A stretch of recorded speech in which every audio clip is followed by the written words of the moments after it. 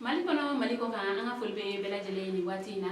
bi ye juma ye marsikalo tile 25 an balimaw aw bisimila Maliyatu ka bɔlɔlɔ siraw kan bi an bɛna kibaruya min las'aw ma o de ye k'a fɔ Mali transition ɲɛmɔgɔ colonel Asimi Goita ale kun kan ka taa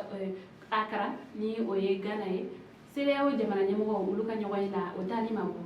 kibaruya min sera ma olu kɔni y'a yira k'a fɔ ko CEDEAO jamana ɲɛmɔgɔ olu ye lajɛrɛ kɛrɛnkɛrɛnnen dɔ boloda ni o ye sommet extraordinaire ye ka Mali transition ɲɛmɔgɔ ka wele bila o ma ko u ka taa u ka ɲɔgɔn kuma ɲɔgɔnya o kun kan ka kɛ bi alamisa don yɛrɛ marsikalo tile 25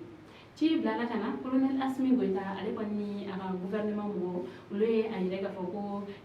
transition ɲɛma ko ale tɛna taa nka u kɔni kun ye ministre 4 kɔni lawuli ko olu kɔni de bɛna taa nin baara in kɔni kɛ a nɔ la o ministre ninnu na ministre des affaires étrangères Abdoulaye Diop ale ni ministre 3 wɛrɛ olu de kun kan ka taa nka CEDEAO jamana ɲɛmɔgɔ olu kɔni y'a yira k'a fɔ ko nin kuma ninnu kɔni ye jamana ɲɛmɔgɔ olu yɛrɛ damaw ka kuma ye ko a tɛ bɛn mɔgɔ wɛrɛ kɔni ka taa nin kuma ninnu kɔni kɛ o kama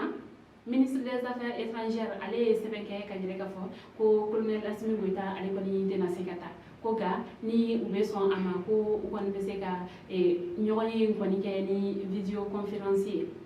ni o tɛ dɔwɛrɛ ye ale bɛ a to Mali la yan nɔ ni ka a ka réunion ka o kɔni kɛ bɔlɔlɔ sira fɛ